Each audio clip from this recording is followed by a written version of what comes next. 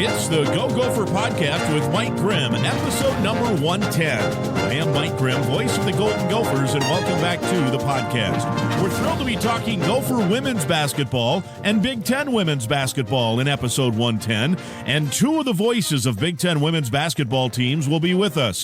First, our very own Justin Gaard, the radio voice of Gopher women's basketball, will join us to talk about the Gopher women's season, injury-plagued as it is. We'll also get his insight on the Big Ten women's basketball tournament. We'll talk a little men's hoops and hear about his own podcast this week, where athletic director Mark Coyle was a guest.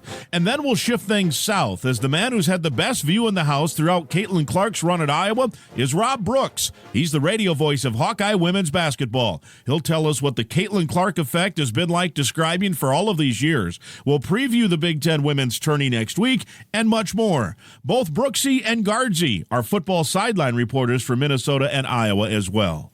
Our Go Gopher podcast is presented by alumni-owned Sunbelt Business Advisors and True North Mergers and Acquisitions. If you're a business founder planning to exit your business, start by contacting Sunbelt Business Advisors and True North Mergers and Acquisitions. Sunbelt serves more businesses up to $5 million in revenue than anyone, and True North M&A serves companies with revenues up to $150 million. Get a confidential, no-cost, no-obligation business valuation started today. Make the most of your life's work. Visit sunbeltminnesota.com or tnma.com today. Affinity Plus Federal Credit Union also supports the Go Gopher podcast. Life math is complicated, and Affinity Plus Federal Credit Union makes it easier with local financial experts available to help in person or virtually. Learn more at affinityplus.org/Go Gophers. affinityplus.org/Go Gophers. They have an award-winning mobile app as well, so check that out.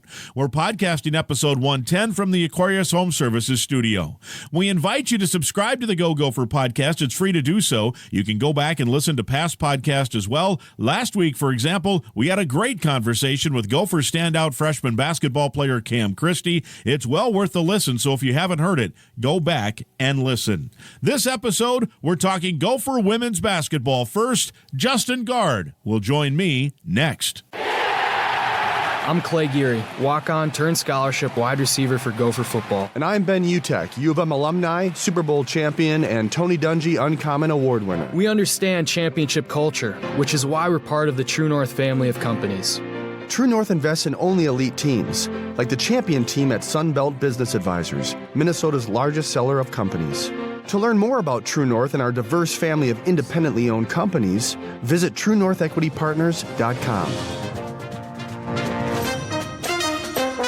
Episode number 110 starts off with a visit with Justin Gaard, Gopher women's basketball announcer, also Gopher sideline reporter and sidekick on the afternoon show on KFAN. He also hosts the Gopher podcast. This is the Go Gopher podcast. He has the Gopher podcast, not to be confused. Both outstanding podcasts. And JG, good to have you on the show. How are you? So much amazing Gopher content for everybody. There's just an abundance of great Gopher content. What a great time to be a Gopher fan with a pair of podcasts like you and I have. Yeah, no doubt about it. I want to ask you about Gopher women, but as long as we're on the topic of the podcast, you had Mark Coyle on your podcast this week. You can go to gophersports.com or wherever you get podcasts. Interesting conversation. Of course, he has a new contract, talking about a bunch of things. Give me a thumbnail sketch of your conversation. I'd actually just prefer if everybody downloaded it and listened to it themselves. I'd rather not give the cliff notes for you. No, it was interesting. I thought, well, the two highlights for me, I guess, if there were two, number one, how open he was about the UCLA weekend with the head football coach, PJ Fleck, basically saying, yeah, I talked to him on Friday night. I talked to him on Saturday morning. I was in touch with our board of regents. I was in touch with our interim president, and we were all trying to make sure that everybody was on the same page, and we want to keep our football coach. And it's such a weird time to have an opening for UCLA with Chip Kelly going to Ohio State as a coordinator. That it would have been a really weird time, as he said, to even look for a new head coach. Obviously, he's got his list, he's got his contacts. He would have, I'm sure, found somebody within a week or two. But it was so I thought that was interesting that he talked about that it was a real thing that they were working through. And at the end of the weekend, at the end of that 24 hours, PJ Fleck sending out the tweet, which he rarely does, that he's excited about being the Gopher football coach. And that was that. So that was headline number one. Headline number two was the Williams Arena stuff that he more or less said, we don't want to tear it down.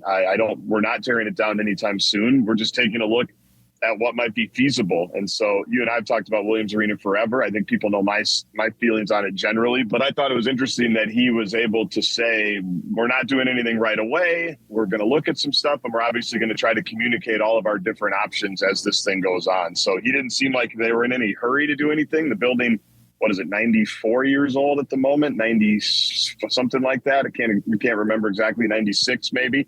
So they got some time. I'm sure they probably want to get it to 100 and then try to figure some stuff out there. But those were, I think, my two headlines from the conversation. Certainly the PJ Fleck stuff was interesting. No question. I also thought that he was pretty bold and I think accurate in his assessment that this Gopher basketball team, the men now, will be a top 25 team next year. That got a lot of people's attention. And, I trust him because, before, he is on the basketball committee, which is the other thing that we talked about. And he sees a lot of teams in person, whether it's in the tournament or whether it's when he's traveling around for his job as it goes on. And even before we hit record, he had a pretty good handle on where, he kind of thought they were in relation to some other NCAA tournament teams and what he thinks the difference is between where they are now and where they need to go. But I did think that was pretty fascinating. And by the way, I think probably right. Yep. I mean, I think when you think about how old they would be, how experienced they would be, and how talented they would be, I don't think that's going out on any kind of limb. Now, the limb is, and I even got some texts from some other people in the business saying, good luck bringing everybody back in 2024. Although I do agree with what he said, that this group, and you're around them a lot more, it does seem like they all enjoy each other. It does seem like they all enjoy playing together. It does seem like they've got a good vibe, whether it is the Warrior Belt stuff that they've started or just the chemistry stuff that they started in the summer. It does seem like they all like playing together. But so hopefully they can keep everybody together, because I do think that's the reason why they brought some of these multi-year guys in, with the idea that they would have them for a few years. So I think that's the exciting part of it, if they can keep them all together. Agreed. Yeah, totally agree. And that of course, when some of those guys committed as transfers, the coaches were happy because you had a multi-year, and they normally wouldn't be able to transfer again. But with things going on in the courtroom now, it sounds like you're going to have a free agent market every year for every player, and all kinds of stuff, which is another podcast for an hour some other time. Of course, you're the voice of Gopher women's basketball, and boy, injuries have sure short-circuited what was going to be, it looked like, a real promising season in year one for Coach Don Plitzowite, and you're around it all the time. It really stinks that two starters are injured, including the star player. What's kind of this last 6 weeks been like now, trying to fight through that and being around the team? For me, it's been a lot of reminiscing to when they were 14-4 and a strong 6 or 7 seed in the NCAA tournament. It was, I think, a Saturday or Sunday in January, where they beat Michigan State at the barn, and I think held them to 50 points, something like that. Michigan State scores in the 80s. And I think the lowest point total they had up until that point, I want to say, was 67. So I think they held them to 52. And everybody played great. It was a great victory. Michigan State's net at the time was like top 20. So it was a huge quad one win. And you're sitting there thinking they're 14-4 and they're going to be safely in the NCAA tournament, just if they kind of hold water the rest of the way. And you lose Mara Braun, who was on her way to an all Big Ten season, averaging 18 points a game, everything that she does for them defensively. It's just a bummer. I mean, that's the only real word: buzzkill, depressing, deflating, because they were on the way to what would have been a really nice year one for Don Plitzowite. And I don't know if it's like this on the men's side, Grimmer, but I haven't looked at it that closely. But why I think it really would have been impressive is because every team in the Big Ten, essentially except Minnesota and Wisconsin, have 3 or 4 fifth-year seniors, a couple of grads in their starting lineup. You've got some people that have been there 6 years. Like, Minnesota has none of that. I mean, Mallory Heyer right now leads them in career starts at like 57. She would have been starter when it comes to games started. Like, it's just they're so young compared to a really old Big Ten. And so that's why it's depressing, because that would have been a really nice first year for Dawn, a really nice second year for a lot of these players, the core four for Minnesota. And it's just been disappointing, because you look at the Big Ten standings now, and I don't have them right in front of me, but let's say, Nebraska's 4th. Gophers beat Nebraska. Michigan State's 5th. Gophers beat Michigan State. Michigan, I think, is 6th now. Gophers beat them in Ann Arbor and ran away from them in the second half. And Michigan's the only team that has beaten the Big Ten champ Ohio State this year. So they were a good team. I mean, they were an easy top half of the Big Ten team before Mara got hurt. And then you throw in the last handful of games, they're starting center Sophie Hart. That was probably the one position where they didn't have a ton of established depth with starting now you're starting a true freshman there at the center, and Nehemiah Holloway comes in, who's very undersized for that position. And so you're just kind of stuck. So kind of reminds me, Grimmer, of our November in football when we had all those injuries and you just kind of knew you were going up. It was the deck was stacked against you when you started to play. And that wasn't the way that it was, just 6-7 weeks ago when they were receiving votes or injuries is the one thing you can't control. And it was a freak injury for Mara, but just, landing on someone's foot or having someone land on her foot at Illinois, that was it. Her season was done basically right there. So just a disappointing way to finish what really was a strong start just 6 weeks ago. Yeah, and now, of course, to make any kind of postseason, you'd have to win the Big Ten tournament. Any indication if Mara Braun has a chance to play, or do you think she's shut down at this point? I think for Big Ten tournament, it would still be a little bit too soon. I think their thought was if they could get into some type of postseason, and, there's a million tournaments now. You just have to be able to qualify for them. There's the WBIT, which is now kind of, I think, the second tournament that has replaced the WNIT, which also still exists. So there's a lot of spots for people if they want to continue their season. And I would think they put 10, 12 games without their full squad. So that would be my hunch. But Big Ten tournament, I think, would be a little bit premature. The injury that she had, it seemed like, don't quote me directly on the timeline, but it was like a 6 to 8 to 10 week recovery, just kind of depending on how everything went. So it's kind of what I think the timeline was. Indefinitely was how they wanted to phrase it. Just kind of sniffing around a little bit and trying to figure out exactly what the possibilities might be. Seemed like postseason would have been a possibility, but not necessarily a Big Ten tournament. So I think that'd be a little bit premature. Well, second straight year, Minneapolis is hosting the Big Ten tournament. First time in tourney history. It's a pre-event sellout. Obviously, there's a Caitlin Clark effect with that. How much are you looking forward to having your hometown host that tournament again? Yeah, it's cool. It's fun. It's and like you said, the vibe of it is what has been awesome the last couple of years because there are a lot of Caitlin Clark fans. And the cool thing is there's a lot of Ohio State fans. They've been great the last few years. Indiana's obviously been great the last few years. There's a lot of loyalty when it comes to the women's basketball side of people that want to show out and show up. And so, yeah, this is going to be, and certainly with the backdrop, Clark made it official that she is going to be done after this year, which to me was the only logical answer. I know you and I both have relatives in Iowa that were somehow holding out hope that they were going to, she was going to come back for a fifth year. I'm not exactly sure why. She's not taking a pay cut, which is also one of my favorite stupid takes that I hear. Wow, she's taking a pay cut. Yeah, she's taking a pay cut to go play professional sport. I don't think Allstate's going away. So to have that in the backdrop of, this week is pretty interesting. And truthfully, they're in third place right now in the Big Ten. Ohio State's number 1, Indiana's number 2. And Iowa, I think, is going to be the third seed. So we know last year they turned it into Carver Hawkeye North, as they like to call it, and they ended up winning the Big Ten tournament on their way to the title game. But with the fact that these are going to be her final month now in the Iowa uniform, I think does add a different element for everybody that's enjoyed watching her play college basketball, because it really has been, especially the last year and a half, an unbelievable thing to watch and witness. Well, you have one more, a regular season game Sunday at Penn State. Enjoy that trip, and then we'll see you at the Target Center next week. I will, and I'll see you for the men the following. Very good. I'm excited to have the men here, and I can just watch and not have to work. Yeah, that's the beauty of it. That's how you usually go through life, watching, not working. See ya, Jerry G. Thank you, sir. More of the Go Gopher podcast is on the way. Right now, we want to talk about Affinity Plus, your local credit union proudly serving Minnesota since 1930. If you're a current Gopher student or a proud Gopher alum, you're eligible to join a financial that wants to build a meaningful banking relationship and put you first. You can meet with a local employee at any of their branches statewide, including one right off campus in Minneapolis on University Avenue.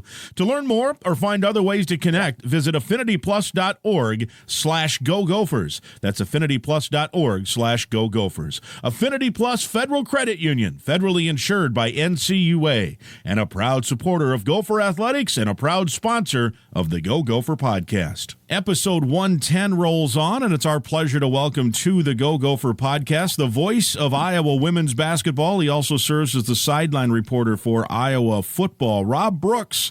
Rob, good to chat with you. Thanks for joining us. No, appreciate it. Always good to talk to you, Mike. Yeah, you and I go back, I was figuring out, probably just short of 30 years, you and I working together on high school football games and such back in the great state of Iowa. Yeah, good old Kingston Stadium. You're right. Our 30-year anniversary coming up, right? Yeah, no doubt about it, 100%. Well, you have had a front row seat to one of the greatest runs in basketball history, not just women's basketball history, talking in regard to just the effect, the sensational following of it, the growth of the sport with Caitlin Clark and the Iowa Hawkeyes calling each and every one of her shots, her passes, her rebounds, all these triple doubles. Just in general, Rob, what has that experience been like for you here going on, wrapping up year 4 here in the next month or so? Well, you kind of go back to her freshman year and obviously very heavily recruited out of West Des Moines, and you kind of watched previous to that how hard the staff worked at recruiting an in-state kid, and really, Mike, not thinking they were going to get her. She could have gone pretty much anywhere in the country, was going to stay within the Midwest just because wanted to make sure her family and friends could come watch her play on a regular basis. And kind of thought that, well, maybe Notre Dame was the front runner, but Iowa stayed with it. And Coach Bluter finally got that call that she was coming. And, obviously the excitement was there, but you never could predict what was going to come in a couple of years. And, I go back to a game her sophomore year at Michigan, and it was right in the middle of conference play, kind of late January. And Iowa had a couple of injuries to 2 starters. Michigan was in the top 5 in the league and was down over 20 points going into the fourth quarter. At Michigan, they were in the top 5 in the country. And, I think most teams, okay, well, not our day. Let's just regroup, get home, get everybody healthy, and move on. Well, she came across the timeline about a step and fired a half-court shot. I mean, right at the start of the fourth quarter. And swished it and did it again, and then went around a couple of players and knocked down a traditional 3-pointer, got to the basket. All of a sudden, basically 1-on-5, Iowa pulls to within 5. Now, Michigan did win the game, but she scored 25 points in 10 minutes. And then that's where I thought, okay, this has some teeth. This has some strength going forward. And then obviously, the last 2 years have been, something I'll certainly never see again. Yeah, it's been remarkable. I remember that game too, in the sense that that was maybe the first time national highlight shows, whether it be Sports Center or even social media channels, where people are like, "Look, did you see this? Did you see what this girl did?" And all of a sudden, people started paying attention, and maybe that was the foundation of this Caitlin Clark mania, so to speak. And then I thought it took obviously another level last year in the run through the NCAA, made it to the championship game, had those huge record-setting crowds up here in Minneapolis at the Big Ten tournament, and the rest is history, as they say. So I have to tell a story way back in the day. We had a couple of guys in our athletic department who were basketball managers for North Carolina back when Michael Jordan played, and they used to tell the story about how they'd have to, even then, Michael Jordan, when he was at North Carolina down in Tobacco Road, ACC country, was a pretty big deal, and they would have to kind of smuggle him in because people would be waiting outside the arena, talking even like for a shoot-around or a practice. They'd put him in duffel bags or whatever to get him inside so people didn't, try to track him down. I don't think I've heard any of those stories, but what has it been like? You travel with the team and the crowds. I mean, you see crowds lined up hours before games for the Hawkeye women as they get set to play whoever. Even the other night up here in Minnesota, you were here to call that game, another record setter for her in a couple of different ways. But the Gopher student section is general admission. So guess what? All those students waited in the cold outside. One, do you have any stories like that? And two, what has that part of it been like for you to kind of observe and watch and be witness to? Yeah, every single trip. And it has certainly grown throughout the season. And you're right, you go back to December, Wisconsin, normally maybe 2,500, less than 3,000 people, sold out Kohl Center, 1 o'clock tip on a Sunday afternoon, everything pretty much general admission outside of season ticket holders. At 8:30 in the morning, they are wrapped around the Kohl Center. It's 27 degrees and people waiting to explode into the arena. And when you knew, like this year, that it was going to be like that, because you're right, there's people lingering at the hotel. You have to kind of go to a side entrance, police presence pretty much everywhere. There's actually now an advanced police crew that goes and takes care of business at the hotel, goes and talks to the stadium personnel. This is what we have to do. This is the door we're going to come into. And this is how we've got to protect the court, and this is where she's going to sign, where she's not going to sign, and just kind of go through all of that, almost like a political rally where a president would have an advanced team. That's kind of where it's gotten to the point. And where I really first noticed it was in Charlotte. I had played in that tip-off early November, and you drive downtown Charlotte, NFL city, NBA city, and you look up and there's a billboard with Caitlin Clark on it. And University of Iowa, Virginia Tech tonight. And that was sold out. People all over the hotel in a major metropolitan area with a women's college basketball game. And there's this type of hype and feel. And then it obviously has continued, in Florida. Iowa played down in there in November. It was there. It's obviously been all over the Big Ten, but it is. The best one was at, I think, Nebraska. You're very familiar with that Haymarket area. Yeah. Had to be 500 or 600 people at the hotel, had to rope off a certain area of the lobby to get the team out on the bus. And then basically it was like a parade to Pinnacle Bank Arena. Down the Haymarket area, people just lined both sides of the street.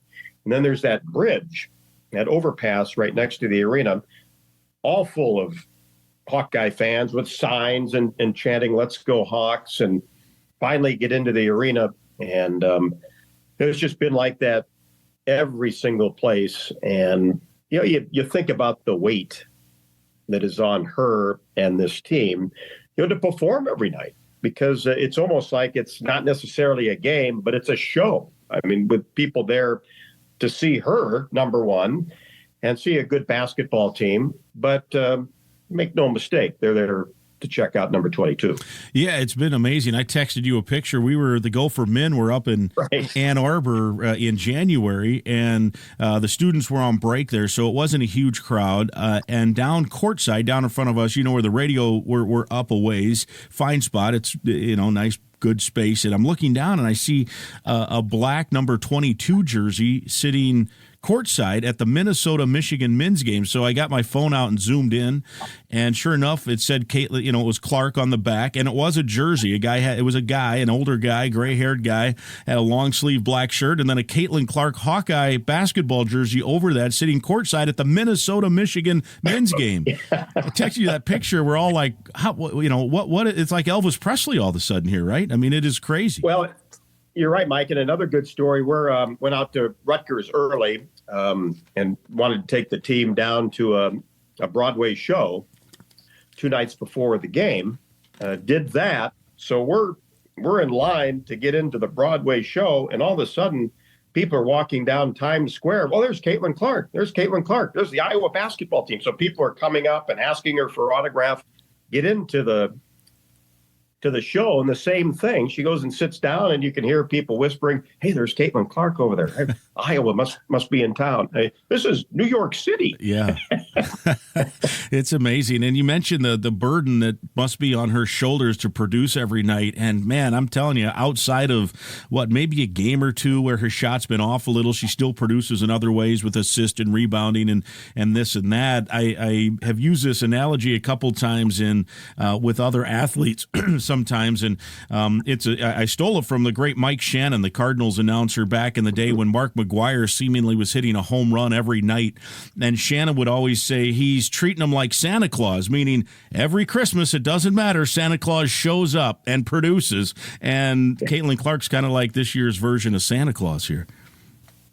It's a good point because you're right. The shot's not there every single night, but hasn't been 3 for 20. Yeah. Or 4 for 25. It's been pretty good 95% of the time. And you kind of think about that. I mean, every single night. Okay, well, not only do I got to kind of, help this team win in really tough road conditions, and hey, they're here to see me. I want to play well.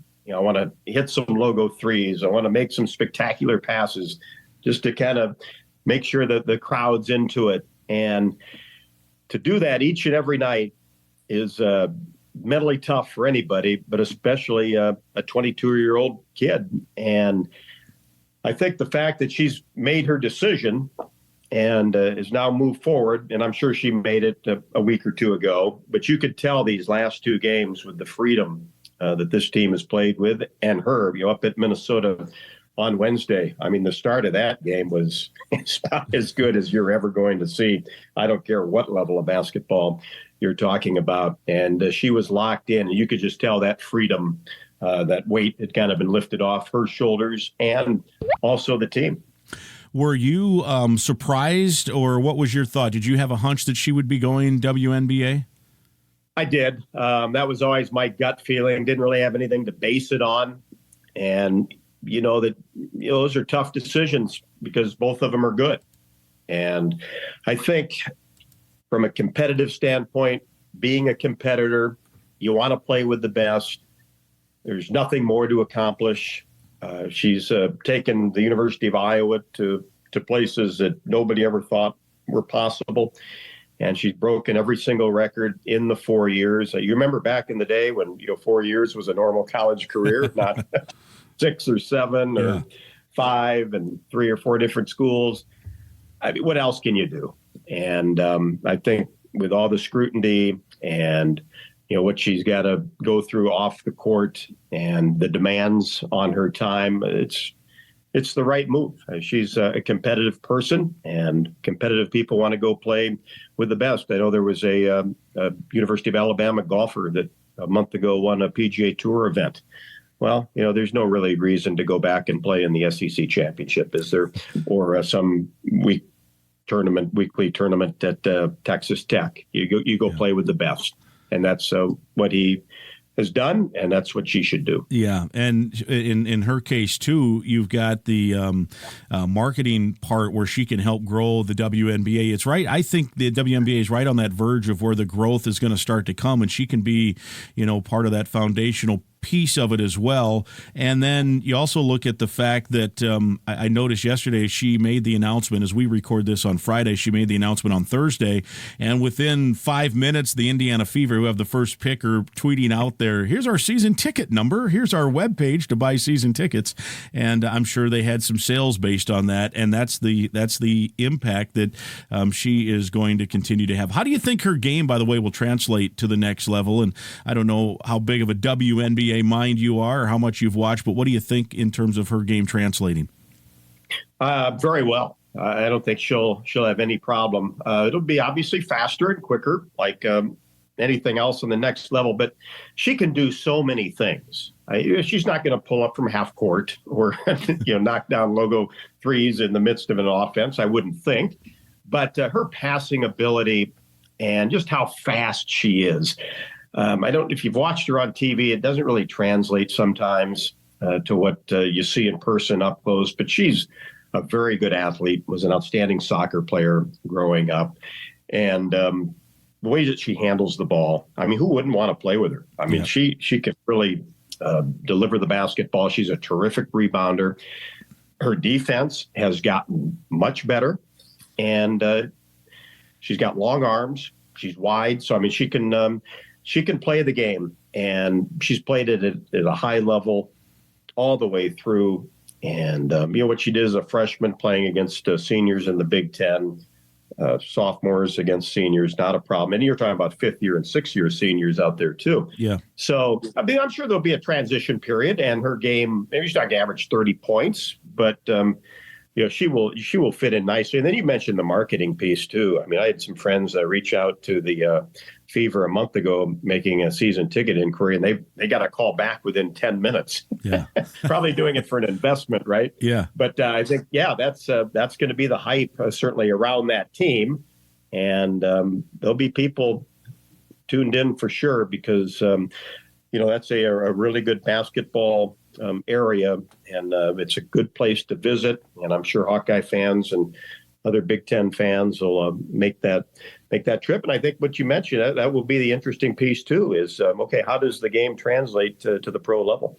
Yeah, and from the standpoint of growing that league too, I think that they need to add, one, there's just not enough teams yet to really grow that. I think San Francisco's maybe adding a team, and there's some others now, and this can help. You start getting more players that are more popular, and right now there's a really good group of college players, right? When you think about Paige Beckers, you think about Angel Reese, all these players that are getting good publicity right now, and there's others, of course. All of a sudden they start playing pro ball with some of these other legends, and maybe that will help. And the other thing you mentioned about her game translating, I wasn't sure, and then the Big Ten Basketball Media Day was in Minneapolis last October, and I went, and you're right, TV does not do justice to Caitlin Clark, because I remember then going up to the podium, and I'm like, man, she's tall. Like you don't realize how she's all of 6 feet, right? And that's a good size for a guard. And then she's toned. I mean, she's not, you're not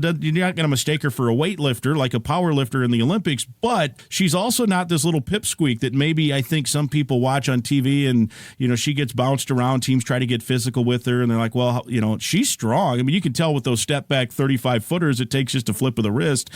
That one hand pass the other day that she threw to, I think it was Molly Davis early in that game at the Barn. I don't know if there's 15 players in the country that off the dribble can just flip the ball like that 45 feet down court, a perfect strike. So she's got those things that translates at any level, right? She's worked really hard in the weight room the last 2 years and put on muscle, and it has made her stronger and to be able to withstand all that contact. And next time anybody that's listening is in a gym, just go out to 40 feet and grab a basketball and see what it takes to get that ball up on the rim like that with that much ease. Then think about it for a while. Yeah, because that takes some. No doubt. Yeah, I think her game translates 100%. Just watching how she plays, and like you said, a little underrated, I think, athletically. She's so fast with the ball and can do so many different things. All right, real quickly, Big Ten tournament in Minneapolis next week. You'll be back up here, Rob, for that.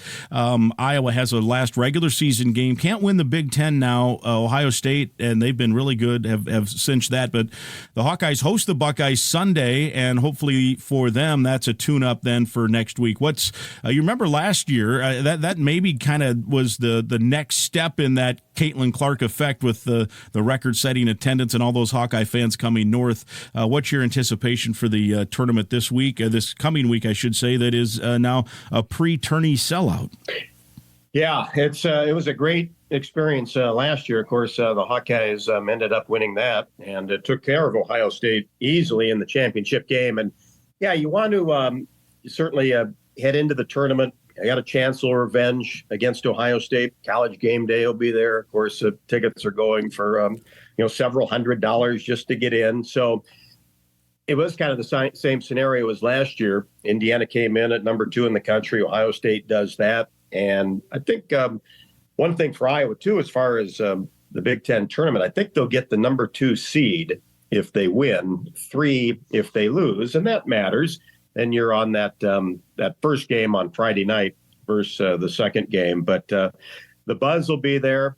they'll call it Carver North. There's no doubt about that. And hopefully spend the whole weekend and then, of course, host the NCAA tournament. But Minneapolis has been a great area for this tournament. This is now back-to-back years for the women, and I think everybody has really enjoyed it. The downtown area, it's been buzzing, and Target Center does a phenomenal job. It's a great venue. So everybody's certainly looking forward to it and certainly want to stay for 4 days. Yeah, it'll be fun next week. We'll see you up here next week. I'll be over just kind of milling around and showing my face. So I'll come and bug you. Perfect. All right, Rob, always great. Man, it's been fun watching and listening to all your calls on all these record setters, and we'll see if there's some more yet to go and see how this Hawkeye team finishes up. Thanks so much for joining us. Thanks, Mike. Appreciate it. My thanks to Iowa women's basketball radio voice Rob Brooks and, of course, Gopher women's radio voice Justin Gaard as they broke down the women's basketball scene with me here on this week's Go Gopher podcast. Should be a fun week at the Target Center for Gopher and Hawkeye and Big Ten women's basketball. Episode 110 is presented by Sunbelt Business Advisors and True North Mergers and Acquisitions. If you're buying or selling a business, visit sunbeltminnesota.com or tnma.com today. We're also partnered with Affinity Plus Federal Credit Union, a locally member-owned full-service financial invested in you. You can learn more at affinityplus.org/Go Gophers. That's affinityplus.org/Go Gophers. Again, I'd invite you to go to past podcast, and please be sure to click that subscribe button right now. It's free to subscribe and free to listen at any time. And please share the link to the podcast with others so they can subscribe and listen as well. We'll talk again next week.